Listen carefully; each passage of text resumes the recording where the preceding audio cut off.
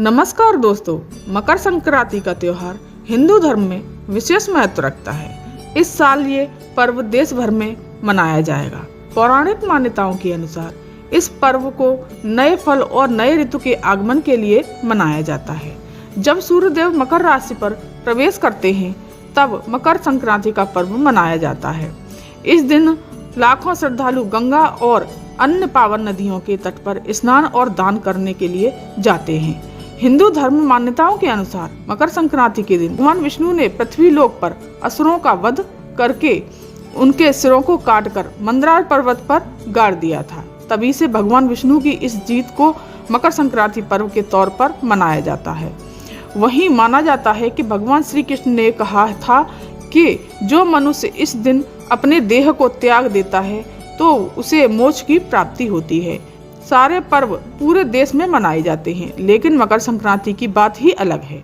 ये अलग अलग राज्यों में अलग अलग तरीकों से मनाया जाता है। इस बार अगर आप किसी और जगह की मकर संक्रांति का हिस्सा बनना चाहते हैं तो आइए जानते हैं कि कहाँ कैसे मनाई जाती है। मकर संक्रांति पर सात सहेलियों का भी बहुत महत्व होता है। हमें मकर संक्रांति के दिन सात सहेलियाँ भी अवश्य बनानी चाहिए। ये इस जन्म में तो हमारा साथ देंगी ही देंगी, अगले जन्म में भी हमारा साथ और परलोक में भी हमारा साथ देंगी। हमें सात सहेलियों को भी बनाना चाहिए। चलिए जानते हैं कि ये सात सहेलियाँ कौन सी हैं और इनको कैसे मनाया जाता है। सबसे पहली सहेली है दोस्तों पार्वती माता। तो सबसे पहले हम पार्वती माता को सहेली बनाएंगे। शिव मंदिर में जाएंगे और वहाँ पर सारा श्रृंगार का सामान लेकर और चुंदरी लेकर जाएंगे। तो सबसे पहले पार्वती माता को बिंदी और सिंदूर जरूर लगाना पार्वती माता को, और चुंदरी उड़ाना और सारा श्रृंगार उनको अर्पित कर देना, और तिल गुड़ या गजक ये अर्पित करना, इनका भोग लगाना। फिर दोस्तों माता पार्वती से प्रार्थना करना कि माता आज से आप मेरी संगी सहेली हैं, आप हमेशा मेरा साथ देना और सुख दुख में मेरे साथ रहना। पार्वती माता आपको अवश्य ही अवश्य आशीर्वाद देंगी और आपके सुख दुख में साथ देंगी और पूरे साल आपकी रक्षा करेंगी। चलिए जानते हैं कि अब दूसरी सहेली हमें किसको बनाना चाहिए। दूसरी सहेली है दोस्तों तुलसी माता। हमें तुलसी माता को इस दिन जल अर्पित करना चाहिए और सारा श्रृंगार लेकर उनको भी सिंदूर अर्पित करना चाहिए। उनको सिंदूर अवश्य लगाएं दोस्तों, और चुंदरी उड़ाएं और उनको भी तिल रेवड़ी का भोग लगाएं, एक दीपक लगाएं और उनसे भी ये प्रार्थना करें कि हे तुलसी माता, मेरी आप संगी सहेली हैं, आज से मैं तुम्हें अपनी सखी मानती हूँ, अपनी सहेली मानती हूँ, और आप मेरे साथ हमेशा हमेशा के लिए सदा सदा के लिए मेरे साथ रहें, मेरे सुख दुख में आप भागीदार बने और मेरा साथ दें। अब जानते हैं दोस्तों कि तीसरी सहेली हमें किसको बनाना चाहिए। तीसरी सहेली है गौ माता।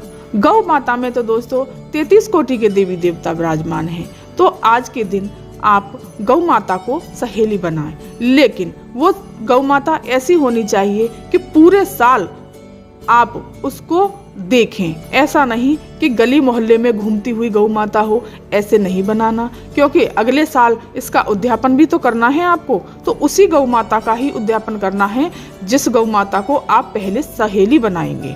तो इस बात का हमेशा ध्यान रखना दोस्तों कि वो गौ माता इधर उधर कहीं जाए ना, या कहीं किसी के घर बंदी हो या गौशाला में हो तो वहाँ जाकर आप गौ माता को सहेली बना सकते हैं। वहाँ पर जाकर आपको क्या करना है कि गुड़ तिल की गजक लेके जानी है और श्रृंगार का सामान लेके जाना है, उनको तिलक अर्पित करना है, एक फूल माला लेके जानी है, उनको माला अर्पित करनी है, और एक साड़ी उनको ओढ़ाने के लिए, साड़ी ना हो झूल हो, जो मतलब उनके ऊपर जो कपड़ा डाला जाता है वो कपड़ा उड़ा देना, और गौ माता से हाथ जोड़कर ये प्रार्थना करना कि आज से गौ माता आप मेरी सहेली हुई और मैं आपकी भाईली हुई, और आप मेरा सुख दुख में साथ देना और आप मेरी हमेशा हमेशा रक्षा करना। दोस्तों चौथी सहेली है ब्राह्मणी। एक ब्राह्मणी को आप अपनी सहेली बना सकते हैं। आप ब्राह्मणी के यहाँ सारा श्रृंगार लेकर एक साड़ी लेकर जाएं और तिल गुड़ की गजक तो आपको लेकर जानी ही जानी है, और कुछ दक्षिणा अवश्य लेके जाएं, उनको साड़ी ओढ़ाएं, उनको सारा तरह श्रृंगार करें और उनके गले मिलें और उनके पैर छूकर आशीर्वाद लें और कहें आज से आप मेरी संगी सहेली हैं, आप मेरा सुख दुख में साथ दें। तो ये हो गई चौथी। फिर आप जानते हैं पांचवी कौन सी बनानी है आपको संगी सहेली? पांचवी है दोस्तों यमुना जी। आज के दिन तो वैसे भी पवित्र नदियों में स्नान करने का बहुत ही महत्व बताया गया है, तो आप यमुना जी को संगी सहेली बनाएं। क्या करना है आपको? सारा श्रृंगार लेके जाना है और साड़ी लेके जानी है।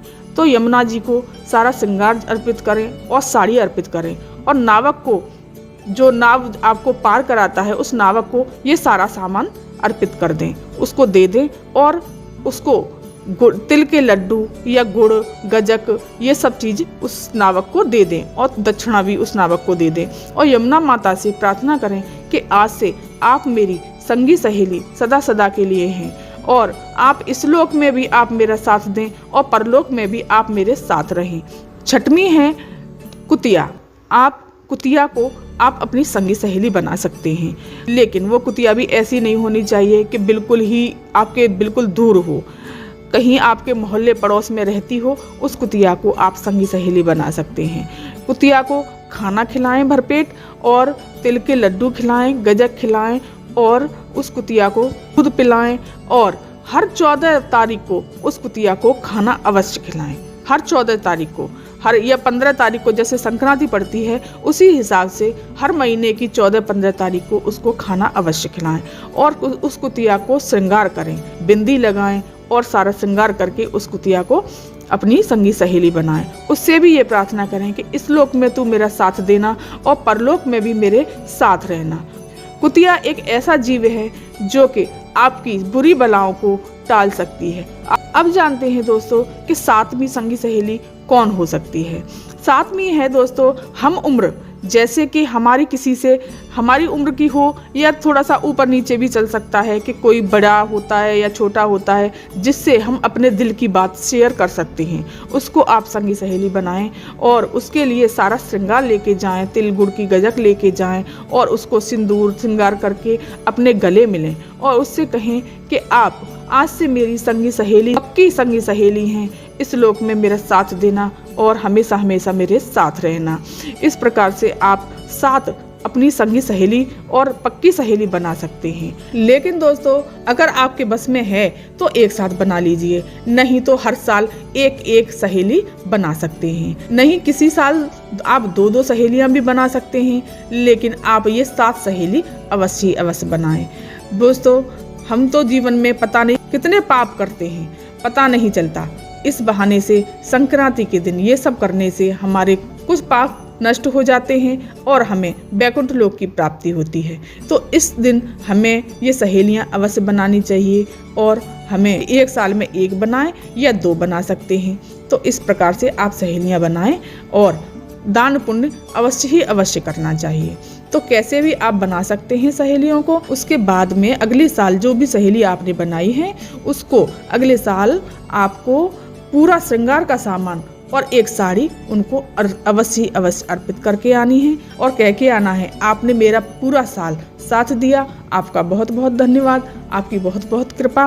तो अगली साल आपको इस तरह से उद्यापन कर देना है। तो दोस्तों ये जानकारी कैसी लगी? अगर ये जानकारी आपको अच्छी लगी हो तो वीडियो को लाइक कीजिए, शेयर कीजिए और सब्सक्राइब कीजिए। धन्यवाद।